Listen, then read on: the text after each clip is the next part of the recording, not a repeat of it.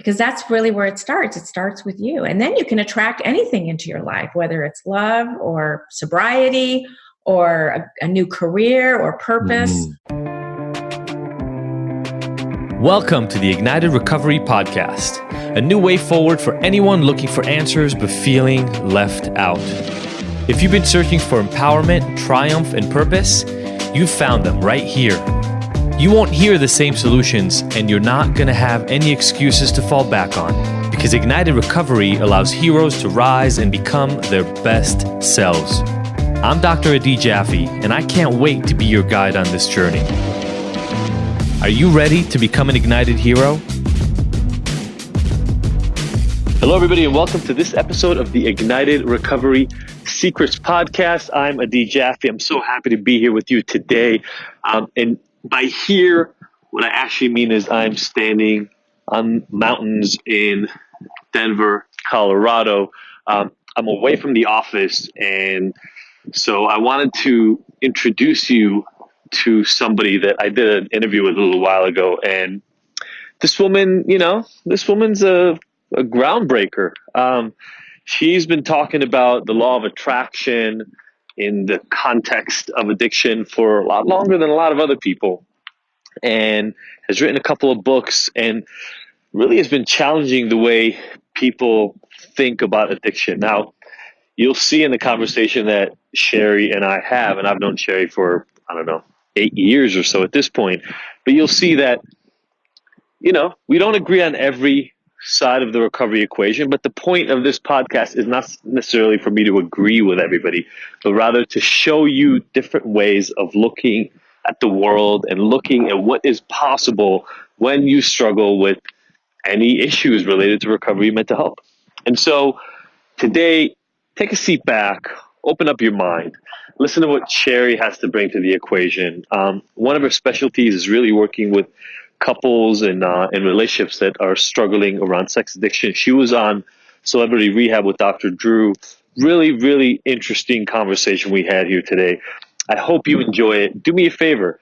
Do what I always ask you to do, which is take a screenshot, tag me at Dr. Adi Jaffe, tag at ignited.me, and tag Sherry, and let us know what really resonated from you, and I'll share it on our page. Thank you so much. See you on the other side. We're doing a whole series of articles and episodes on my view of the whole toxic masculinity Me Too thing. Okay. And I think that figures a lot into this love addiction conversation. Yeah. How does that have to do with addiction, though? Where are you going? Are you changing on us? Well, no. So I don't think, let's just jump into it. Okay. I'm not even going to do an intro. Hey, Sherry, how you doing? I am fantastic. I'm so happy to be here. You're one of my favorite people. I've known you a long time in our field. Yeah, it's been a long time. You're one of my faves. Oh, I love you too. So love addiction, you want to talk about that? And I think so you were asking, where am I going with this thing? I don't think they're that separate. So here's the thing, right? Let me can I put this little thing out for you, and we'll talk about that in the context of love addiction? Sure. So I struggle with sex addiction, and that was kind of at least the identified problem that Sophie and I stepped up to, God, what is it now? Almost 10 years ago. 10 years ago. And the reason it came up, I'll explain why, and then we can go from there. So Sophie and I were together for about a year, and I cheated on her when we were dating before we got engaged. I cheated on her for about 3 months with this other woman at UCLA that I met at the gym, and just we started hooking up and going on dates behind my now wife's back, girlfriend at the time. Uh-huh. Then I owned up to it at some point, about 3 months in. But honestly, if I'm 100% honest, I owned up to it because I knew she was going to find out pretty soon. Mm-hmm. I tell people all the time, you think you're in control when you cheat, but what you actually do is you're giving complete control over your life to somebody else. And that's essentially what happened. This woman was threatening to tell Sophie. And so I said, fuck it, I'm going to tell her because I don't want somebody else to tell her. So told her, and Sophie dumped me on the spot, which is pretty much what she should have done. Right. Yeah. So dumped me on the spot, said, I got to let you go. And I said, that's what I thought you would do. And so we broke up, and we were broken up for about almost a year, 11 months. Wow. How long had you been together? also about a year, I think a little more than a year at that point.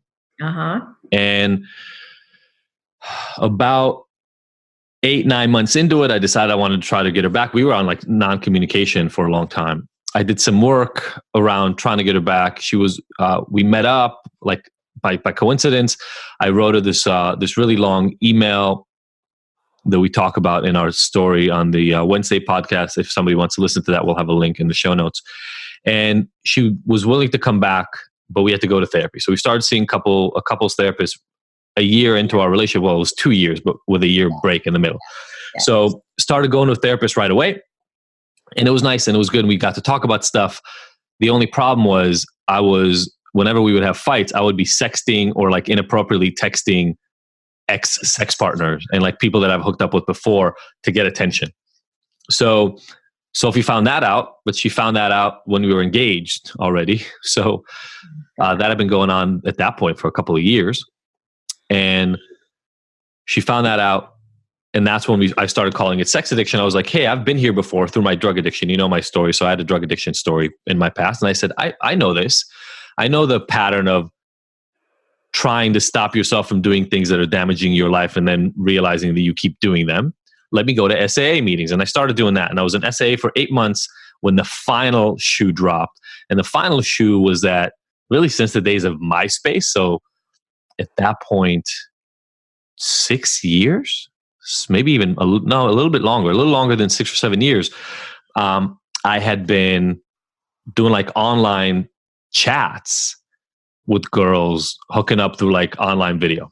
Yeah. That went on the entire time. So it was going on while we were dating, when the entire rest of the story was going on while we were dating, while we were engaged, and then while we were married.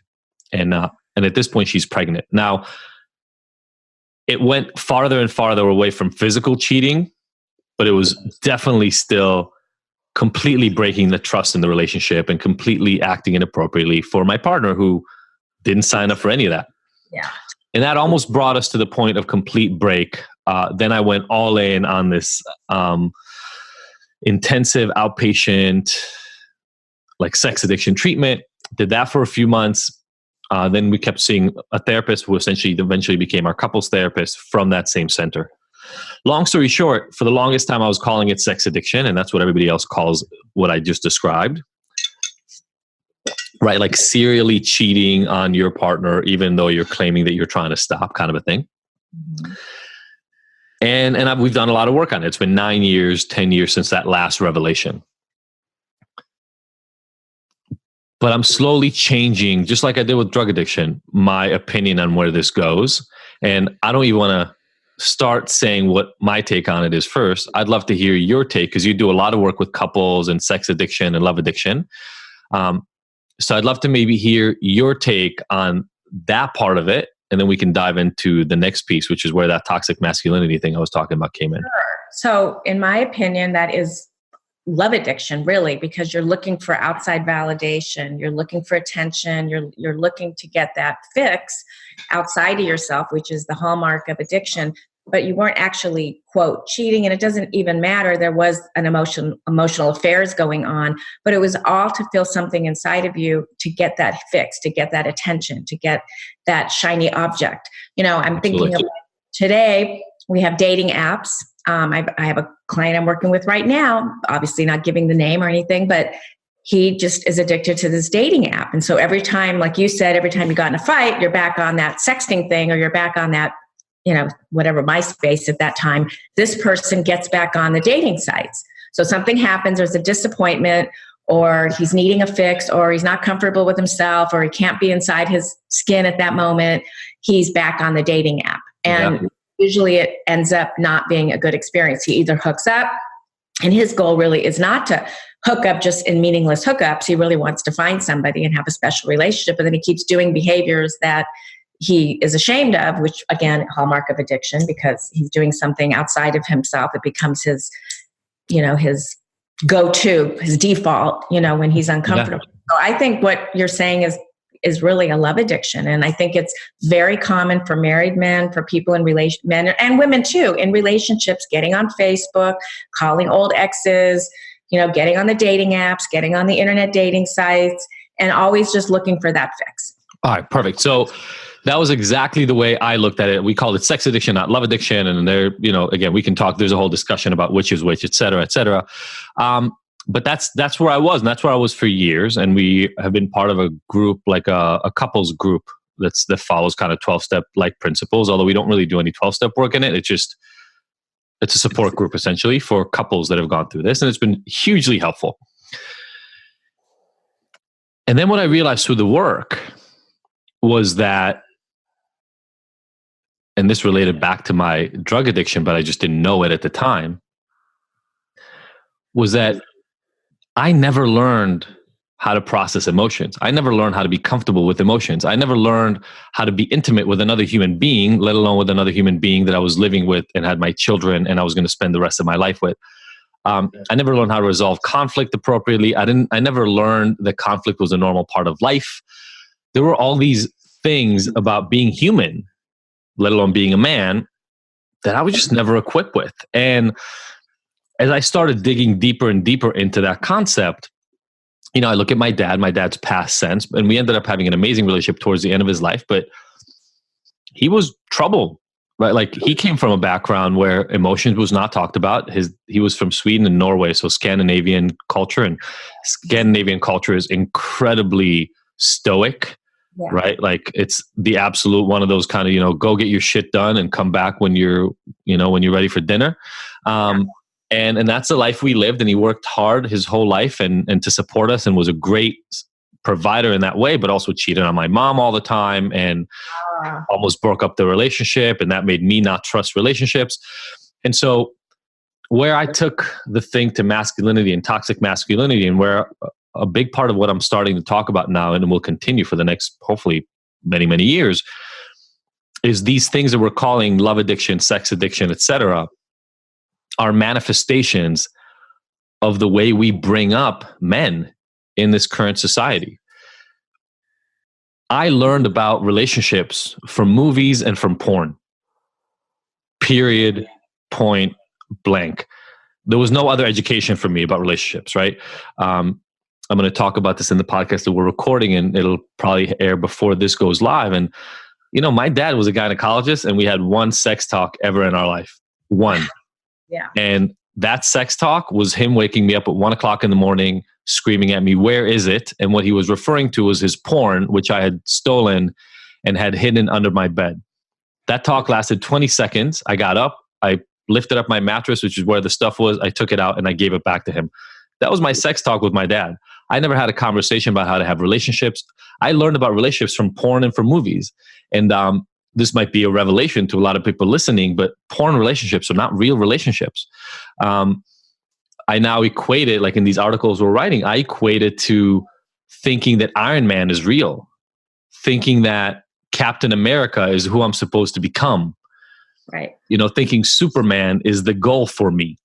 Well, and then it goes the other way too, because if you're always watching porn, then that woman, that image is what you think is real. And that is certainly not what a romantic relationship or intimate relationship is.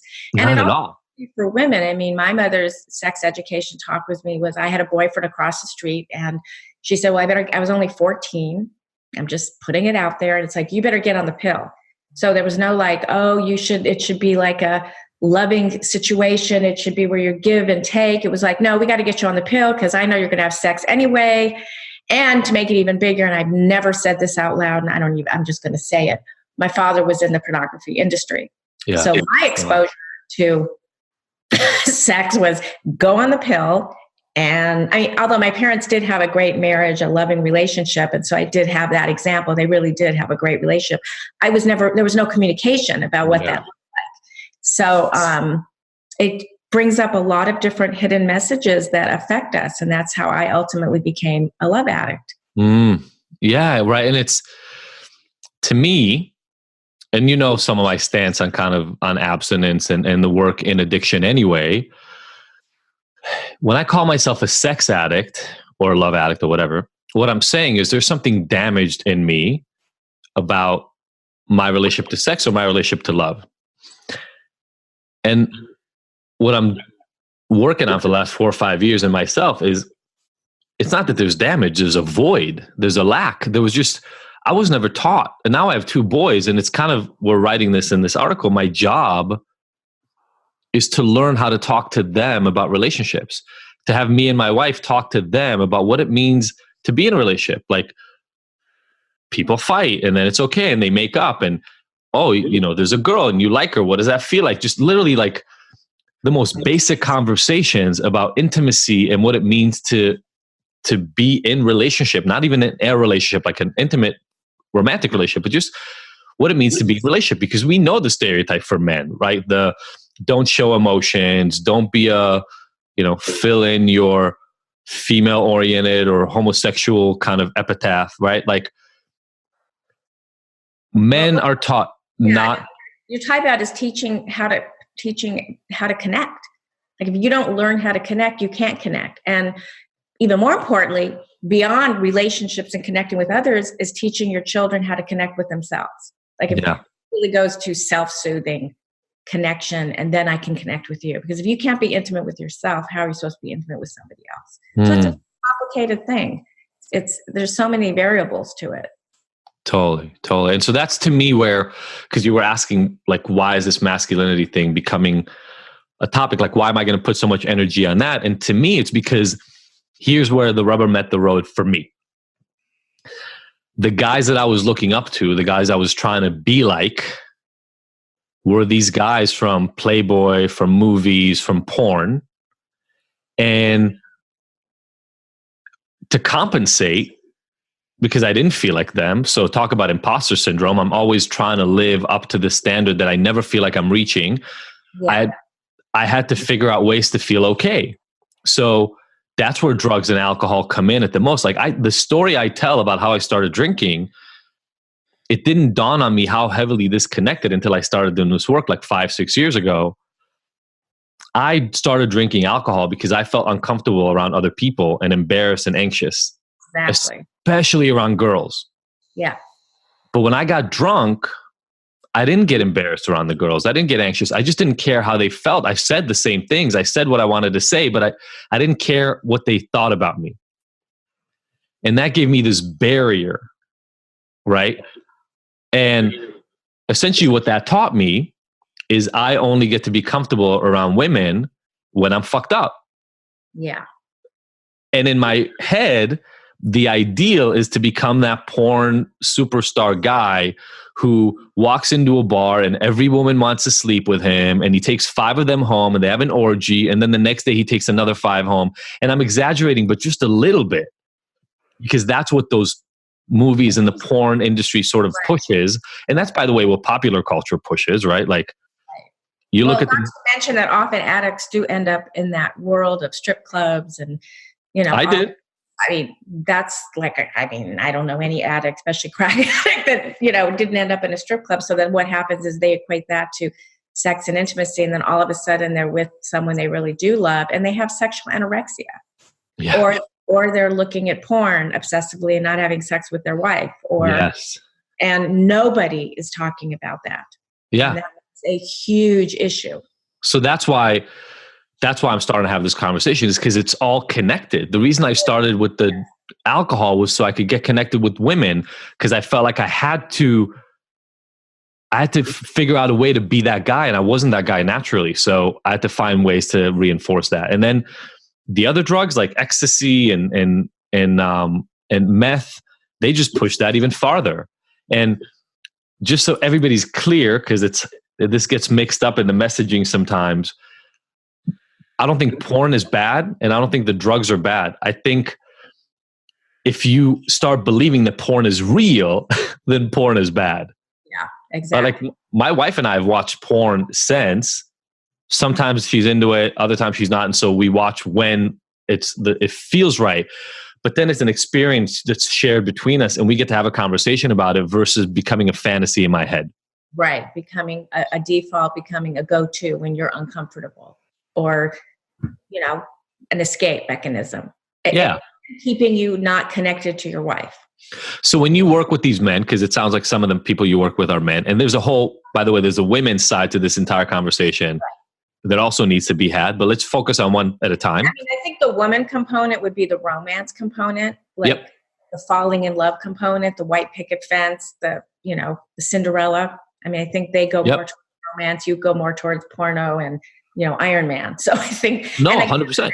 And I don't want to like generalize because it can be different for any man or any woman. I mean, I can be on the romantic spectrum. A woman can be on the porn. I mean, I've had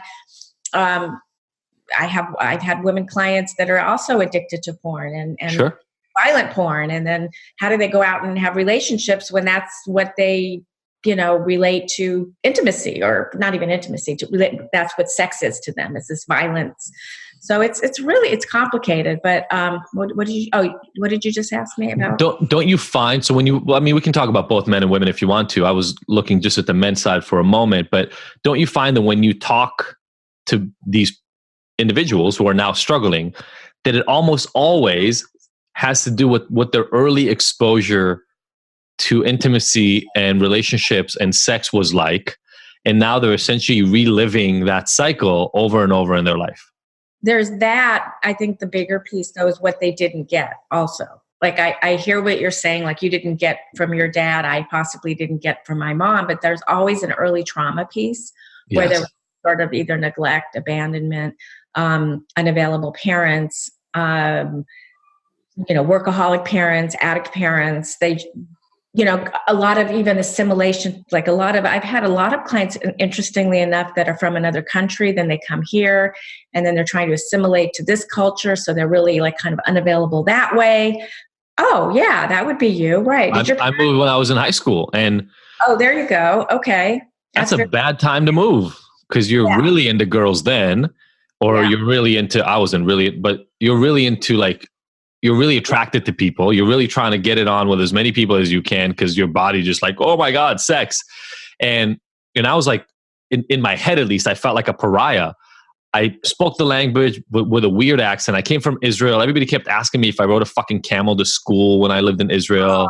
They thought I was from they thought I was an alien. Oh my God. And in my head again, right? That's like bullying, really. If I wouldn't have known that back then, but it made me feel really less than.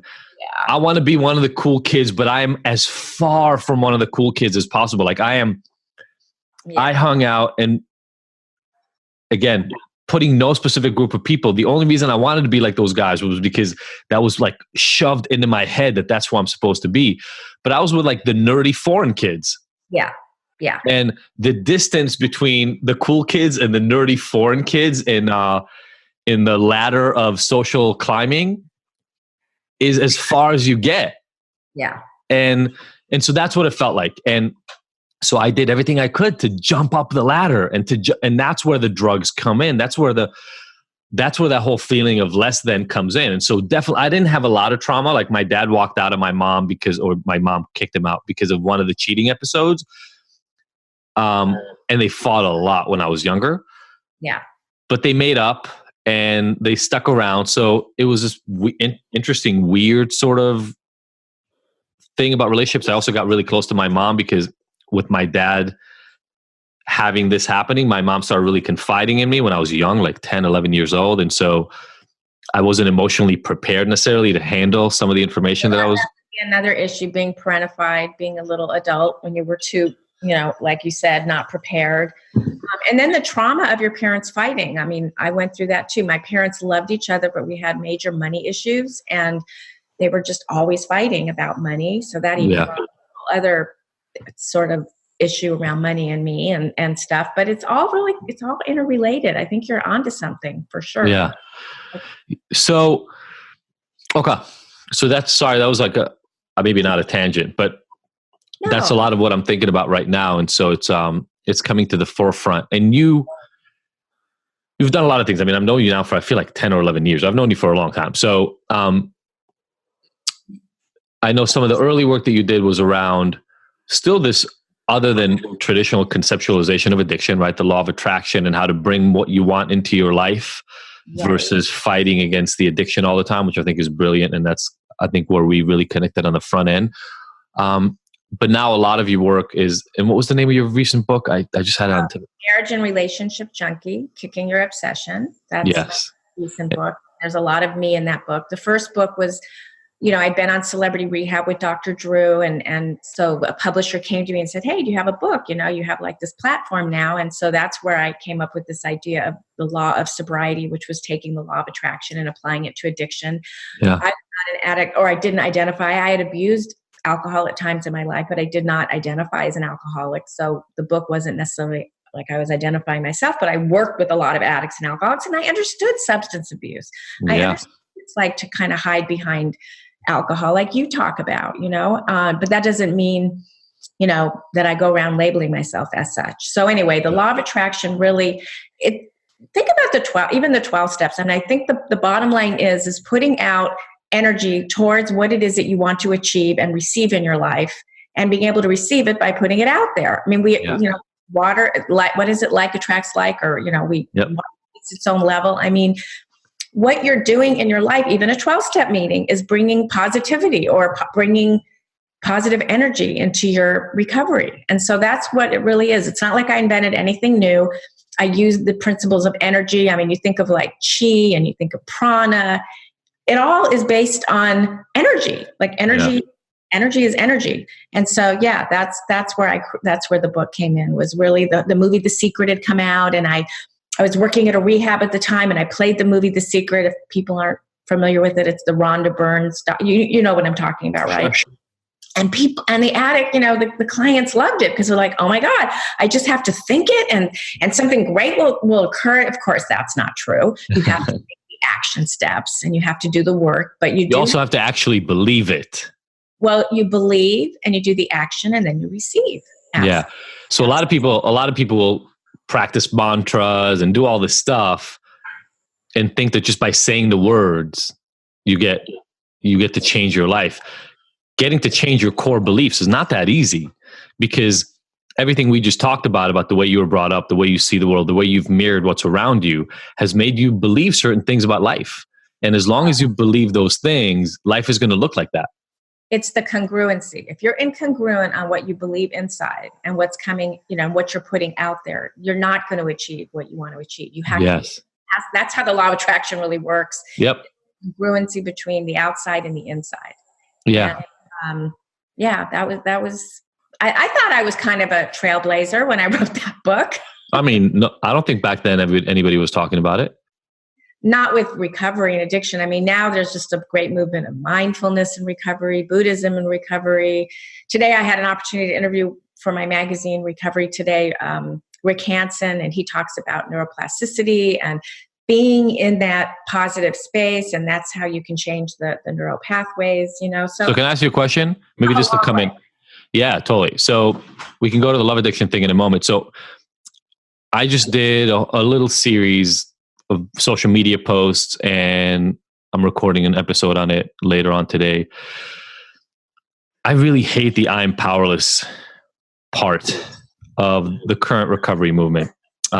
First of all, along with abstinence, it's the first step, right? The only requirement for AA membership is desire to stop drinking. A lot of people don't want to stop drinking. They want to get better. They don't want to stop drinking. And then the next piece is, once you go in and you have that desire, the first step is to admit that you're powerless over alcohol. And you know this, a lot of people have a really hard time with admitting they're powerless. And so what gets done typically is what was done for me, and what I know has been done with a lot of the clients that I work with, is you try to pretzel yourself around this concept of powerlessness, right? Well, I think there's gray area drinking. There's different, like my ex-husband, he could not drink. So once he drank, he was powerless. And I do believe that. He could not stop. Like he said, something was set off in his, in his brain. And I do believe that exists for some, but not for all. Well, let me ask you a question, even for your ex-husband, okay? Saying you're powerless over alcohol means that alcohol controls you, right? It controlled him once he ingested, but when he didn't ingest, he was absolutely in control and was powerful. So how is that not exerting power over alcohol? Explain that concept to me. No, if he makes a decision to be in recovery and make the conscious decision not to drink, he is not powerless. Okay, perfect. So this is where the powerlessness piece hurts. So yeah, I'm only saying you're powerless for someone who has that gene, has the genetic predisposition of the person that doesn't have the on-off button. I don't believe all, quote, alcoholics, or I don't even want to call them alcoholics. I don't believe all people that drink that maybe drink heavily, they can still have an on-off button. So we can, yeah. So we can talk, and I can talk ad nauseum about the biological piece of it. And I don't necessarily see things exactly the way that you do, and that's all good because it's your husband or your ex, and like, I don't want him to drink to do this experiment or anything, but but I think it's much more complicated than a biological on-off switch. But that's an aside to me, because when I had this argument, somebody on one LinkedIn or Facebook. I don't agree completely with you, because I do agree with most of what you. Oh no. And by the way, we don't need to agree 100% on everything. That's all good. The ideas of where you start where the client is. And, yeah, totally. And everybody's different. So here's the interesting thing, because that's what I was asking the question about. Isn't by not choosing to drink, or by choosing not to drink, your ex is exercising power over alcohol? Because I am powerless over alcohol means I have no control. I'm completely without control. Like I'm impotent. I'm paralyzed in the face of alcohol. And so this person gave me this analogy in this one group, and he was saying, it's like a river. If you're, the river is flowing and you are powerless over the flow of the river, and if you choose to like swim against it, then you will get tired and eventually you will drown because you keep trying to swim against the stream. He said, if you just let the stream carry you, if you just turn around and like go with the flow of the stream, then you don't have to struggle anymore. I said, first of all, choosing which direction you go in relationship to the stream is exerting power. You're making a choice. Mm-hmm. No, right? So that's one thing. You are choosing. So you're not powerless over the water. You can choose to swim against stream. You can choose to swim with it. Or, by the way, you can get the fuck out of the river. Right. And that's making a choice not to drink, which makes you powerful. Each one of those is an exertion of power. And the reason I'm wondering, because I want to move this to the love addiction piece, is I feel like this powerlessness language, which is the first step to every 12-step program, right? So it doesn't matter. Like, I don't know what in SLAW, which is a Self and Love Addicts Anonymous version of 12-step, I don't know how they word the first step, but it has to be powerless over something. And probably your life has become unmanageable because of whatever behavior. So just you know what? I'm actually going to look this up right now. And I'm not a SLAW member, and I wrote my book really more about marriage and relationships, but yes, it's probably you're unmanageable over whatever that thing is that you're doing. And they even have what they call bottom lines, which I'm sure you're familiar with, because you have to have sex and have love. You just like with an eating disorder, you have to be able to eat. So yeah. Okay. It's not like abstinence. It's not like you're never going to have sex again or never fall in love again. Totally. So in SLAW, we admitted we were powerless over sex and love addiction. So I guess they put the addiction right in there. And then SAA first step. I'm literally looking this up because I want to know, so I know what I'm actually talking about. But I mean, let's just go back to when you were sexting and doing what you were doing yeah, please. Where weren't you powerless? Because here you had a loving relationship, you were in. And then you were just doing things that were against what you really wanted to do. But I wasn't powerless, right? Because then when I was exerting my power by actively trying to run to that. That's what I'm saying is like, oh, okay. When my wife and I weren't getting along, I had choices. I could try to engage with my, at that point, fiance and try to resolve the conflict, or I could run away to past women to give me a little bit of attention. So I was choosing it in that moment. Now, when I got confronted with it, when my wife was like, what the fuck is this text? How dare you? I got to make other choices. And the choice at the time, by the way, was to go to an SAA meeting, because that's the only thing that I knew. Literally, I looked it up online. I was like, okay, that's where I got to go. My point is, I got out of the river, right? At that moment, I was like, oh, I got to go to these meetings. I got to go do this other thing. And so, a part of you that felt ashamed and didn't want to be doing what you were doing? Like, was there a part of you that sat there and go, why do I keep doing this? Why do I keep doing this? I have this wonderful wife or wonderful fiance, and I just keep putting myself in these situations. It's hard for me to remember because it was 10, 11 years ago in the moment, but not that I recall. Like in the moment, I just went to it because that's what I knew how to do. And again, people use the powerlessness because that's all you know. That's all you know. I know we're like picking at words here. I well, mean, no, but I think it's an important thing for people to think about, because this one word, this one word keeps a lot of people out of getting help. Totally. So I'm saying I'm okay analyzing it to death. So in the moment, I did what I knew how to do, which, let's say in the example that guy gave, was all I knew how to do was swim upstream. Yeah. Right. And then I got confronted on it. And somebody said to me, I could have chosen to go with the stream, and I don't know what that would have looked like in that situation. Honey, let's all sext my ex-partners. I don't know what that would look like. Or I could have made the other choice, which is to get out of the river. I'm not saying, and this is the important piece, and maybe I didn't explain this so well, because I do in the podcast about this. I'm not saying I'm all powerful. I'm not saying I have full control over it, but there's a big difference between having no power and having all power. Yeah. Right? Like, I am not fully in control of my car when I drive it, right? There are parts of the car that are helping me steer. There are other people who might bang into me, right? I'm in control of my own actions in the moment. Yeah, well, that would be related to the law of attraction, because think about when you turn on your light bulb. There's a whole thing happening underneath turning on the light bulb. It's a technological thing. Yep. You took the action, you were powerful enough to turn on the light bulb. Yes. So maybe we're on the same wavelength. I'm just that one piece where I'm always afraid. I guess that's, maybe I'm a coward. I'm always afraid for that one alcoholic out there that really, and again, I mean, I experienced it. I lived with it. Yeah. They can't stop. And so if that helps them, that word, I am powerless, if that helps them stay sober, I don't want to take that away. I also understand your point of view that some people can make conscious choices and have the on-off button, or even for your ex, to give him back the power of, you have the power to choose not to drink. Oh, absolutely. So I agree. So just to give people, like, there is nothing like, you put a fucking glass, I'm holding up water, but you put a glass of vodka next to me, that vodka has zero power over me. Now, if what I've been trained over my last 20 years is that when I feel like shit and uncomfortable, or when I wake up in the morning and I hate myself, I drink some vodka and it makes me better, then I've learned a tool, and I will automatically keep choosing that tool until I learn another tool. That's not, to me, this is not the same as saying you're powerless. You get, even by choosing not to drink, which is, by the way, like when your ex-husband, when he first walked into a meeting, he was exerting power over alcohol. Yeah. He made a choice to say, I don't want to live like this anymore. I'm going to do something to try to stop. And that's the reason I think it's so important. And I do agree that we're kind of talking about the same thing.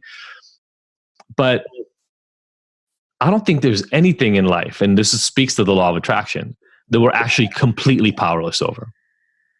I also don't think there's anything in life that we are 100% in control of.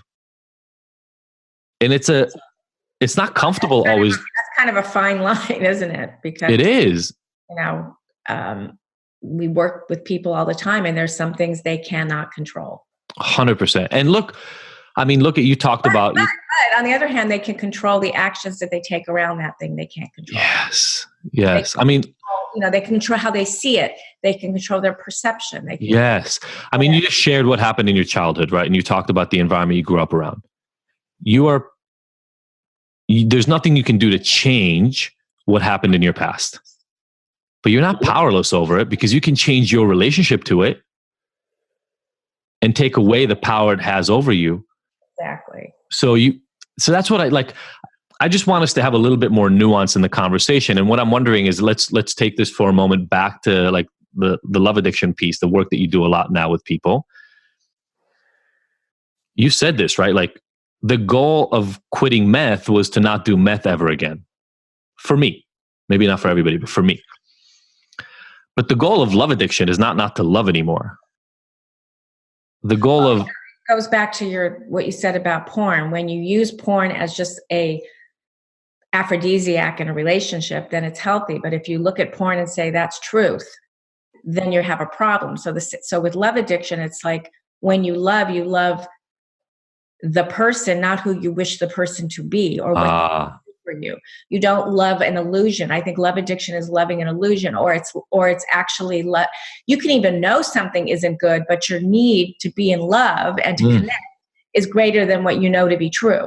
I mean, my mother became a widow 4 years ago, and she picked up somebody that just wasn't good for her. And it was all because, and she kind of knew that, but then of course later she got dementia. So then it was very blurry, but in the beginning there was a knowing, but her denial, just like a lot of addiction, is that I'm going to pretend that this doesn't exist because I want this person, because I don't want to be alone.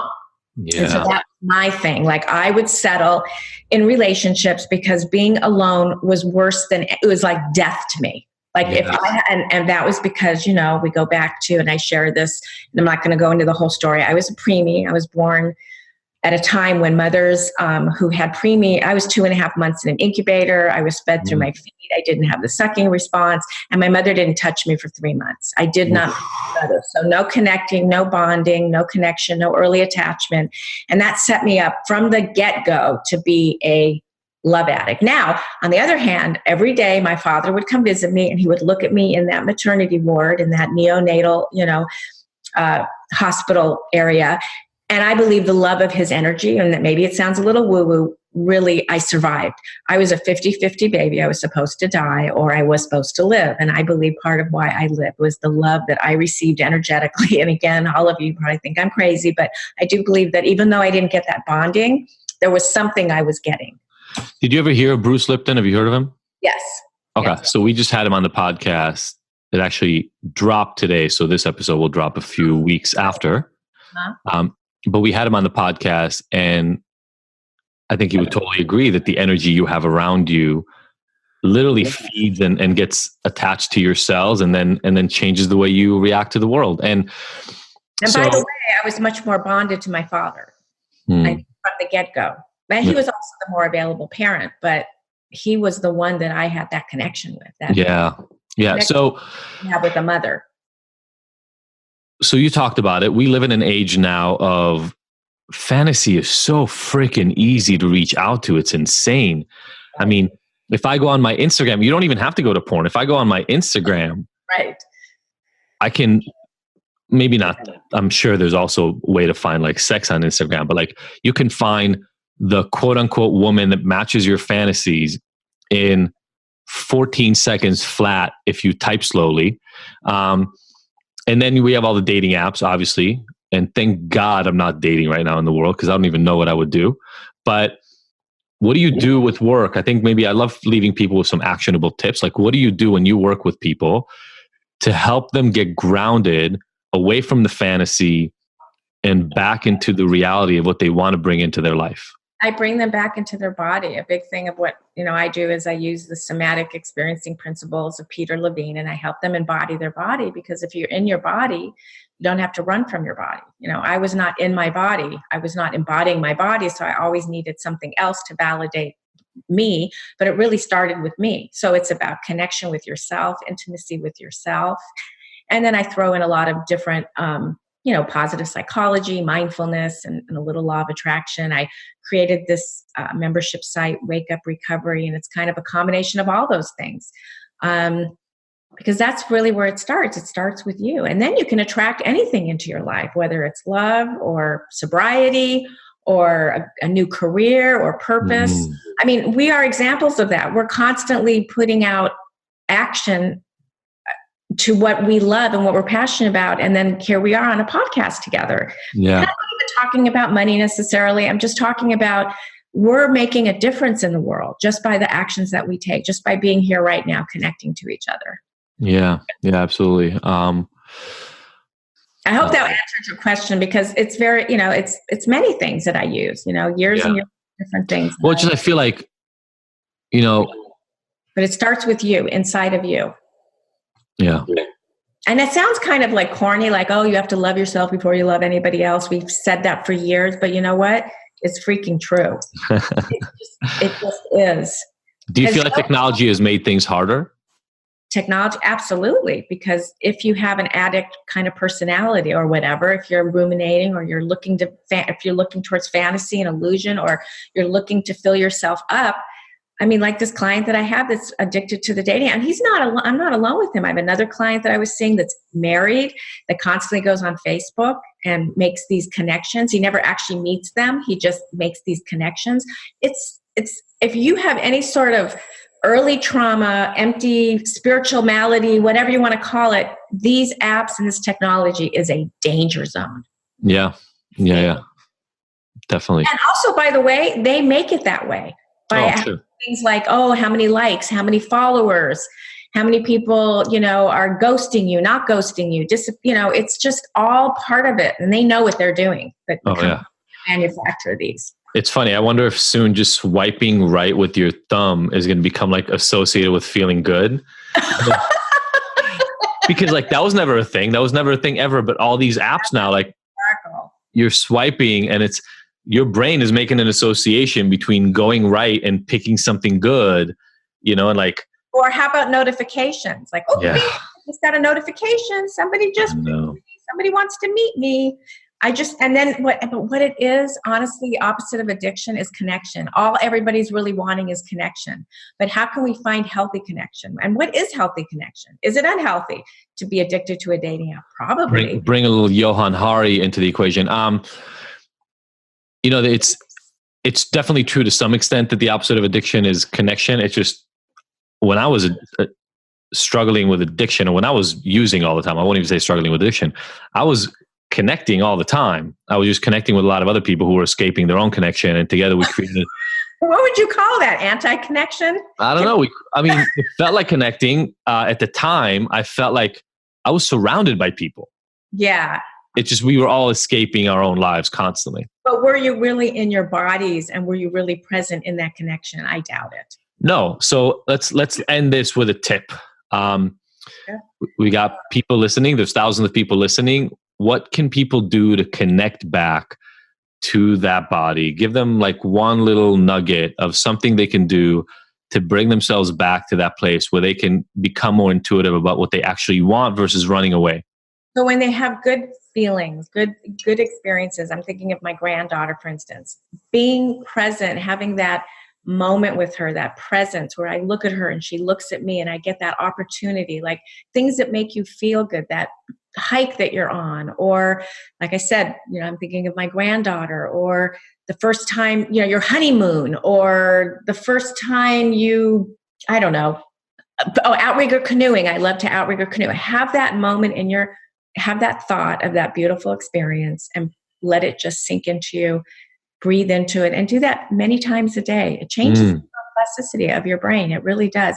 And then even when you don't feel comfortable and you're having struggles and you're anxious and you're feeling depressed, feel that too and notice it. And where do I feel that in my body? Because by noticing it and being the observer of it, you're letting it go. You're allowing it to flow. I love it. And you're not judging it. It just is. Love it. Yeah, it goes back to radical acceptance of exactly what is, whatever it is. I love radical acceptance. Anyway, and if you want, people want to learn more about me, I have 1 million free things on my website, sherrygaba.com. I have quizzes and free ebooks if they want to check out Wake Up Recovery. That's a subscription site of online group coaching. It's like $19 a month. I know it's too cheap. You always tell me that, but that's what it is. I do. And what else? And my books, The Marriage and Relationship Junkie, on Amazon. And thank you for giving me this platform. And I'm so absolutely happy. Love your work. Thank you for coming on. Sorry I took us on this masculinity. That's really great. I didn't know. I didn't think I was going to be able to do it. Now I know. When I sent your assistant questions, she's like, "Oh, we don't need questions. It's going to be fluid, and we're just going to go where we go." I love it. I love it. Thank you so much, Sherry. Thank you for everything that you do. Have a wonderful, wonderful weekend. And thank you, everybody, for listening. See you next week. Thank you for tuning in to the Ignited Heroes Recovery Podcast. I really hope you found the information here useful and that we'll see you back here next week. And look, I want to make sure that this podcast is the most useful it can be for you. So please let me know by emailing info@ignited.com if there are any specific topics or questions you'd like to have addressed. As usual, if you like this episode, I would love for you to leave us a 5-star review and rating. Thanks, and see you next week.